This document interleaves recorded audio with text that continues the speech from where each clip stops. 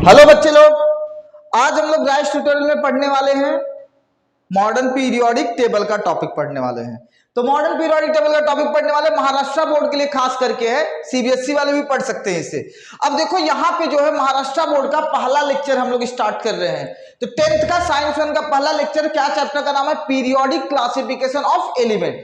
तो lecture one का देखिए यहाँ पे हमारा कॉन्टेक्ट नंबर है, कॉन्टेक्ट करना रहेगा तो कर लेना, नहीं करना रहेगा तो वैसे भी मत करना, हाँ व्हाट्सएप पे मैसेज करना, ठीक है।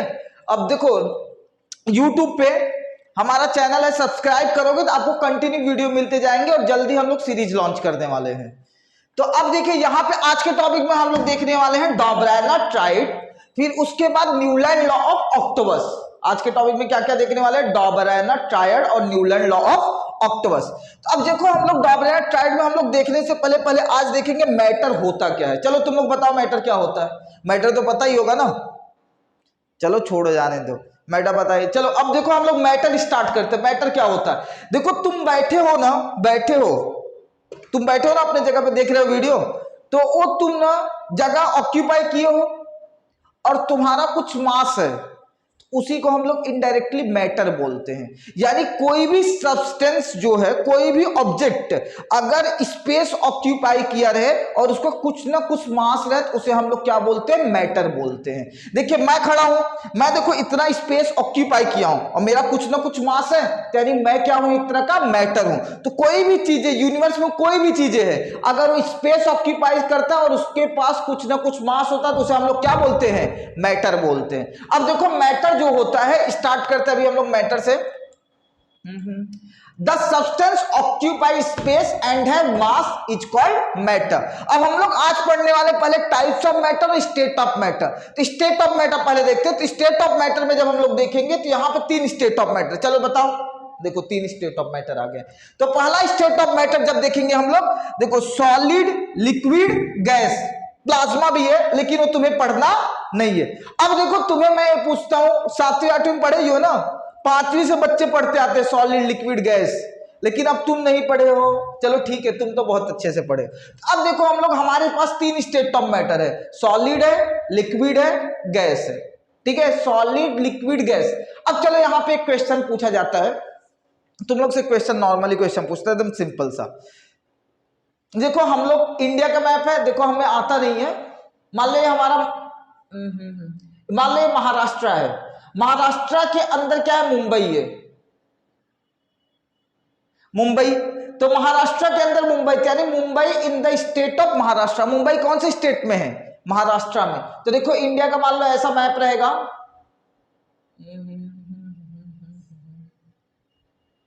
मान लो ऐसा मैप बन नहीं रहा है मेरे से, अभी ट्राई कर लेना, तुम लोग घर पे ट्राई कर सकते हो। मान लो इंडिया है, तो इंडिया है, तो देखो महाराष्ट्र के अंदर कौन है? मुंबई है। अब मुझे बताओ मुंबई कौन से स्टेट में है? महाराष्ट्र में है। तो बे ऑफ बंगाल कौन से स्टेट में है? बता सकते हो? देखो बे ऑफ बंगाल इंडिया से बाहर है यहां पे, तो बे ऑफ बंगाल कौन से स्टेट में है? लिक्विड स्टेट में है, वो वाला स्टेट नहीं। तो ये याद रखना कि अब ऐसे याद रख सकते हो, नहीं तो जाने दो। स्टार्ट करते हैं। अभी हमारे पास कितने स्टेट है? 3 स्टेट है, सॉलिड, देखो सॉलिड, लिक्विड, गैस। तो सॉलिड से जब हम लोग स्टार्ट करते हैं, देखो सॉलिड से लिक्विड कोई चीज कन्वर्ट होता है तो हम लोग क्या बोलते हैं? देखो आप लोग के घर में जब बर्फ पिघलता है तो उसे पिघलता बोलते हैं, तो अभी देखो लड़की लोग बोलते मम्मी बर्फ मेल्ट हो गया, और लड़के लोग बर्फ पिघल गया। तो फर्क समझो। तो देखो उन लोग ज्यादा इंग्लिश का यूज करते हैं। देखो यहाँ पे मेल्ट तो यानी मेल्टिंग, तो यानी सॉलिड से लिक्विड में कोई चीज कन्वर्ट होता है तो उसे हम लोग क्या बोलते हैं? मेल्टिंग बोलते हैं। अब लिक्विड से गैस में कोई कन्वर्ट होता है, कोई चीज कन्वर्ट होता है, तो देखो यहाँ पे पानी जब गर्म करते हो तो क्या होता है? गैस में कन्वर्ट होता है। तो लिक्विड से गैस में कोई चीज कन्वर्ट होता है तो उसे हम लोग क्या बोलते हैं? वेपर में कन्वर्ट हो रहा है तो उसे वेपोराइजेशन बोलते हैं।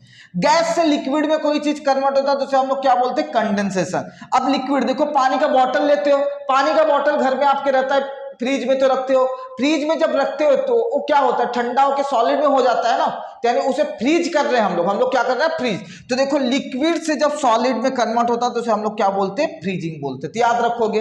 अब देखो मैं एक और टॉपिक लेता हूं, देखो सॉलिड से कोई भी चीज डायरेक्टली गैस में कन्वर्ट होता है तो उस प्रोसेस को हम बोलते हैं सब्लिमेशन।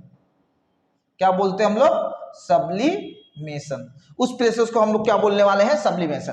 तो ये चीजें क्या करोगे आप लोग अच्छे से याद रखोगे। तो सॉलिड से जो गैस में डायरेक्ट कन्वर्ट होता है without conversion in the liquid, उसे हम लोग क्या बोलते हैं, सब्लिमेशन। जैसे आप लोग के घर पे कपूर वपूर होगा, कपूर जलाते हो तो देखो सॉलिड रहता है, फिर उसके बाद गैस में कन्वर्ट होता है, जलाने के बाद नीचे पानी बचता है क्या, कुछ पानी वानी में होता है क्या, नहीं, तो वो क्या है डायरेक्टली गैस में कन्वर्ट हो जाता है, तो उस प्रोसेस को हम लोग क्या बोलने वाले हैं, सब्लिमेशन।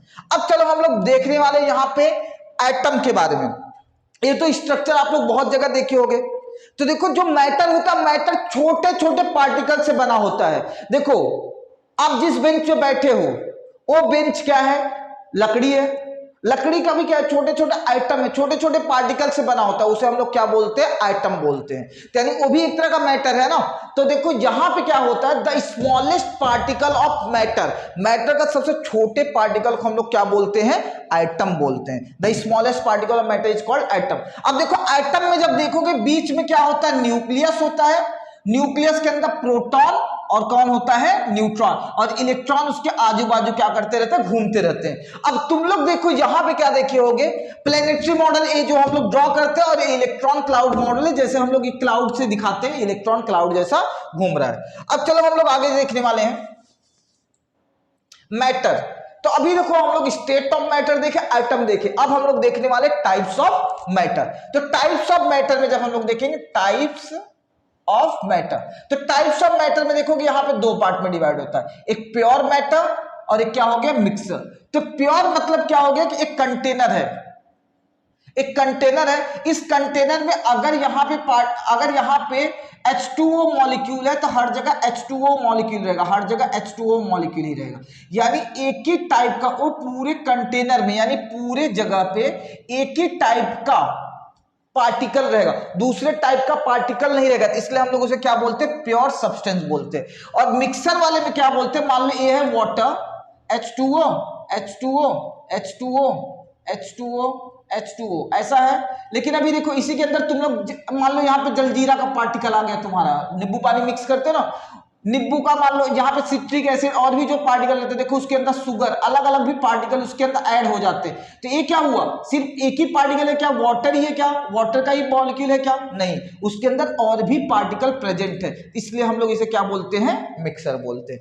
अब प्योर सब्सटेंस में दो पार्ट होता है, एक एलिमेंट होता है और एक क्या होता है आप लोग का कंपाउंड होता है। तो एलिमेंट में क्या होता है, एलिमेंट में अगर आप लोग देखोगे, अगर एक कंटेनर है, एक कंटेनर है, अब एक कंटेनर में अगर देखोगे सिर्फ वन काइंड का यानी एक ही तरफ का आइटम यूज होगा, एलिमेंट में only one types of item use, type of item, समझ में। और इसमें more than one types of item यानी एक से ज्यादा, more than one type of item, type of item यानी एक से ज्यादा आइटम रह सकते हैं। जैसे अगर ये डब्बा देख रहे हो, अभी देखो इसके अंदर oxygen oxygen oxygen oxygen oxygen oxygen, हर जगह एक ही टाइप का आइटम है। अब देखो यहां पे अगर ये डब्बा देख रहे हो, देखो एजी एजी एजी एजी, हर जगह एक ही टाइप का आइटम है, यानी एक ही टाइप का आइटम रहता है, तो उसे हम लोग क्या बोलते हैं, एलिमेंट बोलते हैं। लेकिन अभी देखो ये डब्बा है, इस डब्बे के अंदर देखो ये मान लो मॉलिक्यूल है, मॉलिक्यूल के अंदर देखो समझ लो वाटर का मॉलिक्यूल है, तो यहाँ पे क्या ऑक्सीजन, इधर पे H H, दो टाइप का आइटम है, ऑक्सीजन है H होगा और यहाँ पे H होगा, ऑक्सीजन है H हो गया H हो गया, हर जगह एक ही टाइप के पार्टिकल, लेकिन वो क्या है, उसके अंदर दो टाइप के आइटम है, उसके अंदर दो टाइप के आइटम है, तो उसे हम लोग क्या बोलते हैं, कंपाउंड बोलते हैं। तो एलिमेंट में क्या होता है, one kind of item, compound में क्या होता है, more than two kinds of, two or more than two kinds of item. अब देखो इसे डिवाइड करोगे तो ऑक्सीजन को डिवाइड करोगे, ऑक्सीजन मिलने वाला, अलग से कुछ नहीं मिलने वाला है, तो ऑक्सीजन से ऑक्सीजन ही मिलने वाला, अलग से कुछ मिलने वाला नहीं है, इसलिए एक क्या होता है, कैन नॉट बी ब्रोकन। और इसे हम लोग क्या कर सकते हैं, वाटर और इसमें वाटर में से हाइड्रोजन ऑक्सीजन को ब्रेक डाउन कर सकते हैं, इट कैन बी ब्रोकन। तो अब चलो हम लोग स्टार्ट करते आगे का।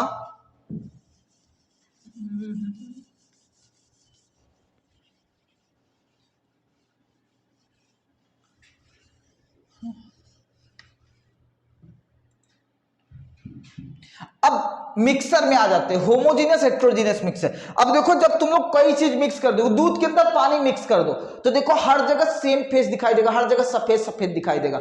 हर जगह अगर सेम फेस दिखाई देता तो उसे हम लोग होमोजीनियस फेस मिक्सर बोलते हैं। और अगर अलग अलग दिखाई देता, मान लो अभी देखो पानी ले लो और उसके अंदर तेल, तेल ऊपर तैरते रहेगा, नीचे क्या रहेगा, पानी रहेगा, तो देखो उसके अंदर अलग अलग फेस, देखो ऊपर क्या हो गया समझ लो कोई अलग फेस, और नीचे क्या हो गया कोई अलग फेस, यानी उसमें अलग अलग फेस उनका पता चलते रहे, उसे हम लोग क्या बोलते हैं, हेट्रोजीनियस मिक्सर। उसे हम लोग कौन सा मिक्सर बोलते हैं, हेट्रोजीनियस मिक्सर।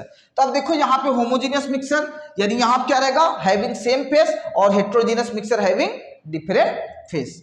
अब चलो हम लोग आगे का स्टार्ट करते हैं, डॉब्रेनर ट्राइड का अब स्टार्ट कर देते हैं। सबसे पहली बात, उसके पहले हम लोग एक और चीज देखते हैं। तो हम लोग इतना सब चीजें देखें, state of matter, types of matter, atom क्या होता है वो सब। देखो एटम क्या होता है, एलिमेंट। पहले हम लोग एलिमेंट के बारे में पढ़ते हैं। आज से 1800 साल पहले अगर हम लोग आज से सन 1800 में यानी 200 साल पहले की बात, तो पहले इतने एलिमेंट की डिस्कवरी नहीं हुई थी। एलिमेंट जैसे silver, gold, aluminium, hydrogen, oxygen, ये सब एलिमेंट है। इतने सारे एलिमेंट की क्या हुई थी, डिस्कवरी नहीं हुई थी। आज से 200 साल पहले यानी सन 1800 में लगभग 30 एलिमेंट की डिस्कवरी हुई थी। तो 30 एलिमेंट को याद करना कौन सी बड़ी चीज है, लोग उसे क्या कर सकते थे, याद कर सकते थे।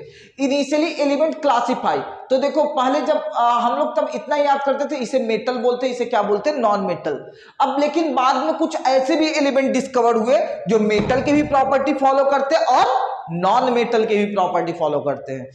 तो अब देखो यहां पे later another class of element where notice follow both property, यानी ऐसे भी एलिमेंट नोटिस किए गए जो दोनों प्रॉपर्टी फॉलो करते हैं, उन्हें हम लोग क्या नाम दिए, मेटेलॉइड। उन्हें क्या नाम दिए हम लोग, मेटेलॉइड।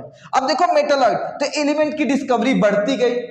अब देखो याद करना हमारे लिए प्रॉब्लम होते गया, यानी कैसे हम लोग याद करेंगे, तो उसका क्लासिफिकेशन प्रॉब्लम होते गया। तो यहां पे साइंटिस्ट ट्राई करे क्लासिफिकेशन के लिए, ट्राई करने लगे क्लासिफिकेशन कैसे उसे क्लासिफाई किए करे ताकि हम लोग उसे इजीली याद रखें। तो पहले जो क्लासिफिकेशन करने के लिए आते हैं उनका नाम क्या है, डॉबरेनर। उन्होंने एक ट्रायड के रूल से हमें क्लासिफाई करना बताया। तो चलो हम लोग डॉबरेनर के बारे में पढ़ते हैं। ये देखो ये है क्या, कौन है, डॉबरेनर। तो डॉबरेनर देखोगे जर्मन साइंटिस्ट थे डॉबरेनर। तो इन्होंने क्या किया, डॉबरेनर जर्मन साइंटिस्ट थे, एलिमेंट का अपना जो प्रॉपर्टी दिए थे रिलेटेड टू किसके ऊपर दिए थे, एटॉमिक मास के ऊपर दिए थे। अब देखो यहां पे क्या किए डॉबरेनर, ट्राइड के बारे में बताता हूं। इन्होंने क्या किया कि तीन तीन एलिमेंट का ग्रुप बनाया, और तीनों एलिमेंट क्या थे, उन्होंने क्या बताया कि जो तीन एलिमेंट का मैं ग्रुप बना रहा हूं ना, ये तीनों का सेम प्रॉपर्टी रहेगा, तीनों का सेम प्रॉपर्टी। यानी तुम्हें तीन एलिमेंट को पढ़ने के बजाय तुम एक एलिमेंट को पढ़ोगे तो बाकी दो एलिमेंट और भी तुम्हें याद रहेंगे। तो ऐसा बताया। तो अब चलो हम लोग यहां पे याद करते हैं उनके ट्रायड के बारे में। उनके ट्रायड के बारे में क्या होता है, यानी अ group of three element, a group of three element, जैसे तीन एलिमेंट का ग्रुप हो गया। अगर देखो क्लोरीन, ब्रोमीन, आयोडीन, ये तीनों के तीनों हाइड्रोजन, आपके तीनों के तीनों हाइड्रोजन है, तीनों की प्रॉपर्टी क्या है, सेम है। अ group of three element, a group of three element. अब देखो having similar chemical property, having similar chemical property is called triads. उसे हम लोग क्या बोले, ट्रायड। तो ग्रुप ऑफ थ्री एलिमेंट यानी तीन एलिमेंट के ग्रुप को उन्होंने क्या बोला, ट्रायड बोला। क्या बोला उन्होंने, ट्रायड। तो ट्रायड किसे बोले समझ में आएगी ना आप पे, अ ग्रुप ऑफ थ्री एलिमेंट, यानी एक ग्रुप है कितने एलिमेंट का, तीन एलिमेंट का, और उनकी सबकी प्रॉपर्टी क्या रहनी चाहिए, सिमिलर। तो having similar chemical property is called triad. ठीक है, अब आगे चले। अब डॉबरेनर के स्टेटमेंट के ऊपर चलेंगे, स्टेट डॉबरेनर। तो उन्होंने क्या बोला, सबसे पहली बात, where similar chemical property element, देखो वहां पे देखे थे ना similar chemical property element, similar chemical property element are arrange in increasing order of their atomic mass, increasing order of, यहां पे लिख देता हूं, ऑफ देयर एटॉमिक मासेस।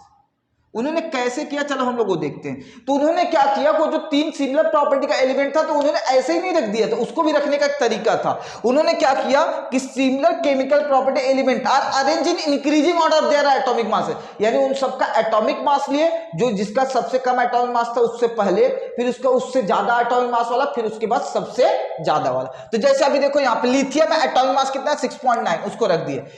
फिर उसके बाद कौन आया, सोडियम 23.1 यानी 23 वाले को रख दिए यहाँ पे, ये एटॉमिक मास किसका हो गया, सोडियम का हो गया। फिर उसके बाद किसको रख दिया, पोटेशियम को। अगर आप लोग ध्यान से देखोगे तो इंक्रीजिंग ऑर्डर में उनका एटॉमिक मास 6.9 समझ लो, 7, 23, 39 यानी increasing order of their atomic masses.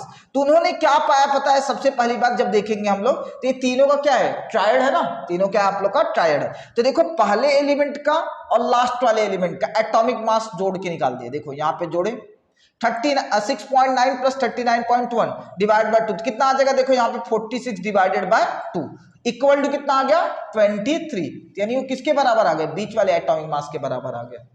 समझ में आएगा यहाँ पे बीच वाले एटॉमिक मास के बराबर। तो हम लोग जब ऐसे सॉल्व करेंगे ना, पहले और लास्ट वाले का एलिमेंट का एटॉमिक मास जोड़ेंगे और उसका एवरेज निकालेंगे, 2 से डिवाइड करके उसका एवरेज निकालेंगे।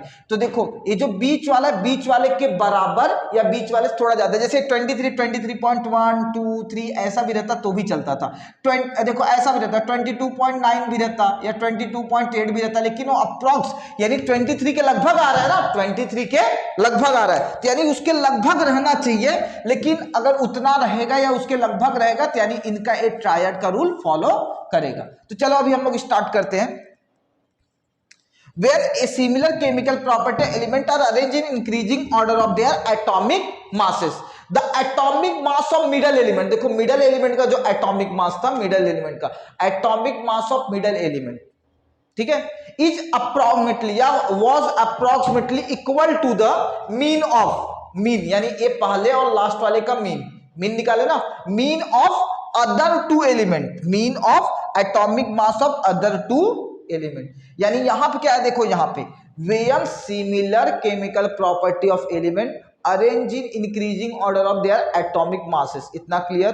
फिर अब देखो उसके बाद क्या हुआ कि the atomic mass of the middle element यानी जो बीच वाले एलिमेंट का अप्रोक्सीमेटली, देखो क्या हो गया, was approximately equal to the mean, यानी मीन के लगभग बराबर, यानी इक्वल, मीन के इक्वल भी रह भी सकता है या नहीं भी रह सकता है, वो थोड़ा सा आगे पीछे रहेगा तो भी चलेगा।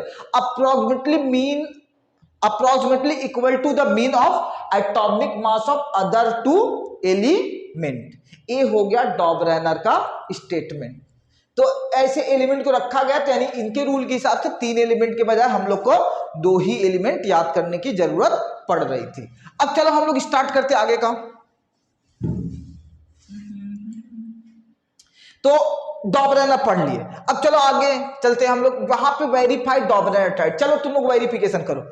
अब मैग्नीशियम दिया हुआ 24 एटॉमिक मास, कैल्शियम दिया 40.1, स्ट्रोंटियम दिया है 87.6। अब मुझे बताओ कि ये डॉबरेनर रूल फॉलो कर रहा है कि नहीं। पहले देखो पहले और लास्ट वाले का एटॉमिक मास जोड़े, देखो कितना आएगा, 6 और 3 कितना हो गया 9, 7 और 4 कितना हो गया 11, 1 कैरी 1 लग गया, 8 1 9 10 11, 119 डिवाइडेड बाय कितना होगा 2 होगा।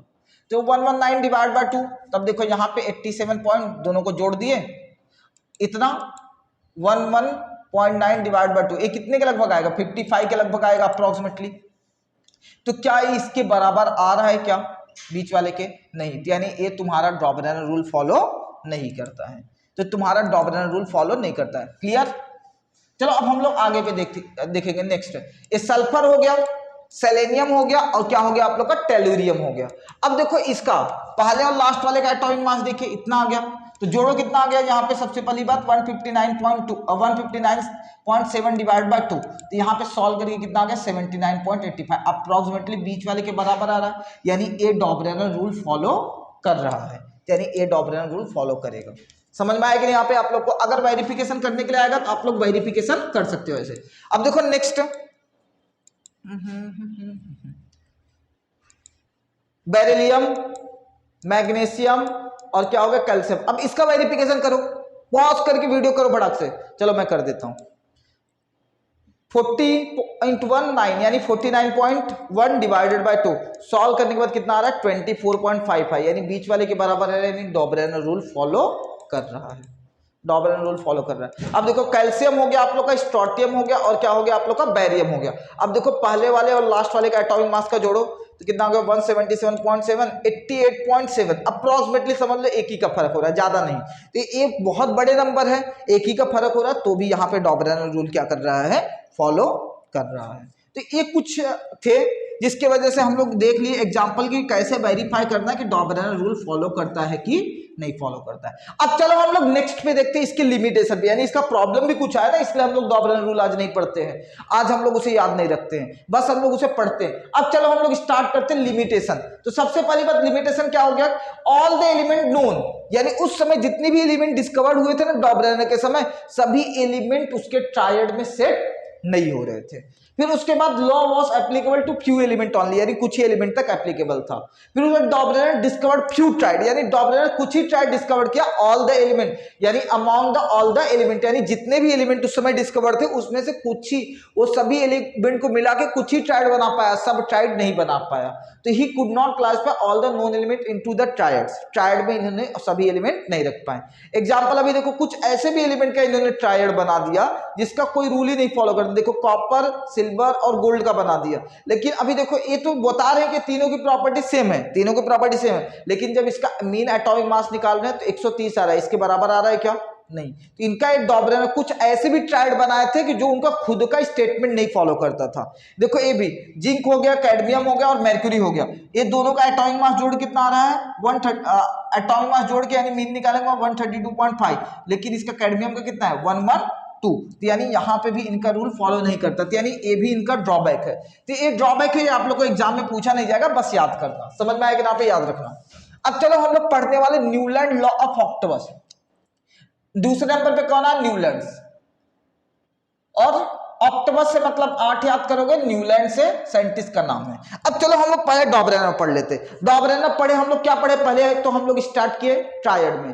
ट्रायड में क्या हो गया आप लोग का, a group of 3 element having similar chemical property is called triad, पहला हो गया। दूसरा वेयर स्टेटमेंट क्या हो गया, when element are arranging in increasing order of their atomic masses, the atomic mass of the middle element is approximately equal to the mean of atomic mass of other 2 element. ये दूसरा statement हो गया। डॉ-ब्रेनर में इतना ही याद करना, कुछ example, जैसे कुछ एग्जाम्पल दिए थे तो उसमें से कुछ एग्जाम्पल, फ्लोरीन, क्लोरीन, ब्रोमीन, फिर उसके बाद हाइड्रोजन वाला मान लो, सल्फर, सेलेनियम, सल्फर वाला, तो ये सब कुछ एग्जाम्पल है, जो एग्जाम्पल को आप लोग क्या करना रहेगा, याद करना रहेगा। अब हम लोग आते हैं न्यूलैंड के ऊपर। न्यूलैंड का भी ऐसे ही है। तो ऑक्टेवस मतलब समझ में आया, पहले मैं तुम लोग को याद करा देता हूँ, पहले पढ़ो। तो देखो यहां से इसको लिखो, सा रे गा मा पा धा नी सा रे, ऐसे बोलते जाते हो ना। अगर तुम लोग देखोगे सा पहला अगर है, दूसरा, तीसरा, चौथा, पांचवा, छठवा, सातवां, आठवां, आठवें पे रिटर्न सा आ रहा है। अगर देखो रे से स्टार्ट कर रहे हो, पहला, दूसरा, तीसरा, चौथा, पांचवा, छठवा, सातवां, आठवां, अगर तुम लोग ध्यान से देखोगे यहाँ पे तो पहला, दूसरा, तीसरा, यानी जो पहले पे है वही 8वें पे भी है। अगर फिर से यहाँ पे आगे जब जाओगे तो सारे यहाँ पे क्या आ जाएगा, गा आ जाएगा। तो अगर गा स्टार्ट करोगे, देखो पहला, दूसरा, तीसरा, चौथा, पांचवा, छठवा, सातवां और ये क्या हो गया 8वां, यानी हर 8वें का, यानी जो पहले का जो अल्फाबेट था ये म्यूजिक में, तो वही 8वें का भी अल्फाबेट है, सप्तक इसे बोलते हैं। तो अब चलो हम लोग स्टार्ट करते हैं यहाँ पे डॉ-ब्रेनर से, सॉरी न्यूलैंड से। तो न्यूलैंड से जब स्टार्ट करते हैं, न्यूलैंड पहले तो हम लोग न्यूलैंड को देख लिए। अब देखो न्यूलैंड कहाँ का था, 1866 में ब्रिटिश साइंटिस्ट था। तो न्यूलैंड ने suggest that property of element, किसके हिसाब से, देखो एटॉमिक मास के हिसाब से कौन क्या था, डॉ-ब्रेनर। न्यूलैंड ने भी किससे किया, एटॉमिक मासेस के हिसाब से किया। अब देखो यहाँ पे इसने क्या किया कि he started arrangement of elements, इसने क्या स्टार्ट किया, एलिमेंट को अरेंज करना स्टार्ट किया। कैसे, increasing order of their atomic masses, by increasing order of their atomic masses. तो इन्होंने क्या किया, he started arrangement of element, he started arrangement of element increasing order of their atomic masses. He found, उन्होंने क्या पाया, हर 8वां element जो आ रहा है वो पहले एलिमेंट के प्रॉपर्टी के समान है। यानी हर 8वें, यानी जहां से भी पहला, अगर कहीं से भी एलिमेंट आप तुम पहला चॉइस कर लो तो 8वें एलिमेंट का, यानी जब वहां से गिनते जाओगे 8वें एलिमेंट में जब पहुंचेगे तो उनकी दोनों की प्रॉपर्टी क्या रहेगी, समान रहेगी। तो अब देखो यहाँ पे लाइक सप्तक, जैसे सा रे गा मा पा धा नी सा आप लोग को दिखाई दे रहा है, जैसे मैंने बताया। तो देखो लाइक सब तक सा फिर से रिटर्न होगा, तो वही जैसे अल्फाबेट रिपीट होता है सेम टू सेम, वही यहाँ पे भी उन्होंने बताया है। तो देखो इन्होंने ही स्टार्ट क्लासिफिकेशन, इन्होंने अपना क्लासिफिकेशन हाइड्रोजन से, यानी सबसे लाइटेस्ट एलिमेंट्स उस समय से स्टार्ट किया हाइड्रोजन से, और इन्होंने अपना क्लासिफिकेशन एंड कहां पे किया? थोरियम पे। किस पे एंड किया? थोरियम पे। ही एंडेड विद द थोरियम। ठीक है, तो अब चलो हम लोग स्टार्ट करते हैं। पहले इसको देख लो एक बार, पॉज करके लिख सकते हो जिसको लिखना है। हो गया, चलो अब आगे चलते हैं। अब न्यूलैंड्स के बारे में देखते हैं, इसके स्टेटमेंट के बारे में। State Newlands law of octaves. तो देखो यहाँ पे जैसे सारे गामा, अब देखो यहाँ पे हाइड्रोजन को रखा, फिर लिथियम को रखा। उस समय हीलियम की डिस्कवरी नहीं हुई थी। लिथियम को, बेरिलियम को, बोरॉन को, कार्बन को, नाइट्रोजन को, ऑक्सीजन को, फिर फ्लोरीन को इसके आगे रख रहा था। तो फ्लोरीन की जो ही प्रॉपर्टी थी, जैसे गैस के जैसा काम कर रहा था, वैसे हाइड्रोजन भी गैस जैसा काम कर रहा था। तो फ्लोरीन को यहाँ पे रखने के बजाय उसके नीचे ले आके रख दिया।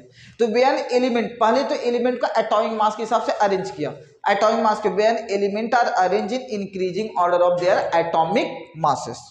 When element are arranged in increasing order of their atomic masses, तो एटॉमिक मास से अरेंज किया। तो देखा इन्होंने फ्लोरीन को वहां रखना चाहिए था, फ्लोरीन की जो प्रॉपर्टी थी वही हाइड्रोजन के भी नहीं मिली। तो यहाँ क्या हुआ कि जो सोडियम की प्रॉपर्टी थी वही किसकी मिल रही है? लिथियम की। जो मैग्नीशियम की प्रॉपर्टी थी वही किसकी मिल रही है? बेरिलियम की। तो उन्होंने क्या करते गए? रिपीट करते गए। देखो अगर बेरिलियम को पहला मानूंगा, पहला, दूसरा, तीसरा, चौथा, पांचवा, छठवां, सातवां, आठवां, तो जो बेरिलियम की प्रॉपर्टी वही मैग्नीशियम की। अगर यहां से पहला गिन रहा, पहला,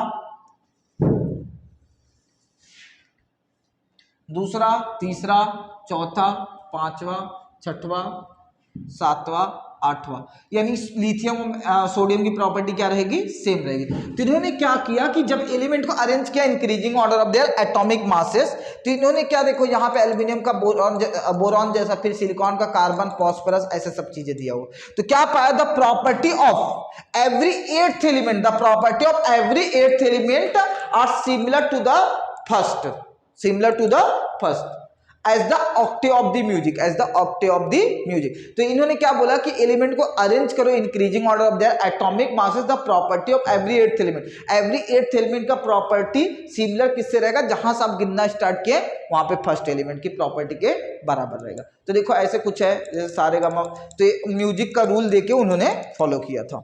अब चलो हम लोग आगे देखते हैं, नेक्स्ट कुछ एग्जाम्पल आगे, जिस एग्जाम्पल को आप लोग फॉलो कर सकते हो। अब चलो हम लोग इनकी लिमिटेशन देखते हैं, क्यों न्यूलैंड लॉ ऑफ ऑक्टेवस फेल हो गया। न्यूलैंड लॉ ऑफ ऑक्टेवस क्यों फेल हो गया? अभी आप लोग तो देखोगे, यहाँ पे देखने के लिए मिल जाएगा न्यूलैंड लॉ ऑफ ऑक्टेवस। देखो पहले एलिमेंट को हम लोग रख दिए, देखो यहाँ पे this law was applicable only to the low atomic masses, यानी ये लो एटॉमिक मास तक ही एप्लीकेबल है, only up to the calcium, सभी एलिमेंट पे एप्लीकेबल नहीं है। तो देखो हाइड्रोजन से लेके कहां तक एप्लीकेबल था? कैल्शियम। इसके आगे जो एलिमेंट लिखे थे वहां पे इनका रूल एप्लीकेबल नहीं हो रहा था। तो देखो this law was applicable to the element with low atomic masses only up to the calcium out of 56 known element, यानी इनके समय 56 एलिमेंट डिस्कवर हुआ था। तो 56 एलिमेंट से बस कहां तक एप्लीकेबल होता था? कैल्शियम तक ही एप्लीकेबल होता था। अब आगे इनका लॉ एप्लीकेबल प्रॉपर नहीं होता था, यहां पे इनका लॉ क्या हो जाता था? रॉन्ग हो जाता था। अब दूसरा जब हम लोग स्टेटमेंट स्टार्ट करेंगे, दूसरा स्टेटमेंट स्टार्ट करने से पहले चलो हम लोग अब दूसरे स्टेटमेंट पे चलते हैं। दूसरा स्टेटमेंट क्या है? ही प्लेस टू एलिमेंट, यानी दो एलिमेंट को अगर देखोगे, दो एलिमेंट को सेम एक ही साथ प्लेस कर दिए अपना पीरियोडिक, तो एक जगह इन सेम बॉक्सेस। ही place two element in the same boxes to accommodate all the known element. जितने भी उस समय एलिमेंट डिस्कवरी हुए थे ना, उन सबको अपने पीरियोडिक टेबल फिक्स करने के लिए दो एलिमेंट को एक साथ रख दिए। समझ में? In the table which are different in their property, which are different in the property. अब देखो यहाँ पे उनकी प्रॉपर्टी भी क्या थी? डिफरेंट थी, तो भी उन लोग को एक साथ रख दिया गया, डिफरेंट इन देयर प्रॉपर्टी। अब चलो हम लोग स्टार्ट करते हैं, एग्जाम्पल कुछ स्टार्ट करते हैं। न्यूलैंड प्लेस मेटल कोबाल्ट और निकल, कोबाल्ट और निकल किसके साथ प्लेस किया गया है? हाइड्रोजन के साथ प्लेस किया गया है, लेकिन हाइड्रोजन की प्रॉपर्टी के हैं क्या? नहीं। तो इनकी प्रॉपर्टी अलग है, लेकिन उनको प्लेस किसके साथ किया गया है? हाइड्रोजन के साथ प्लेस किया गया, यानी गैस वाले एलिमेंट के साथ। तो कोबाल्ट और निकल तो गैस रहेंगे नहीं, यानी ये भी रॉन्ग। दूसरा अगर देखोगे आप लोग, तो यहां पे दूसरा देख रहे हो फेरस।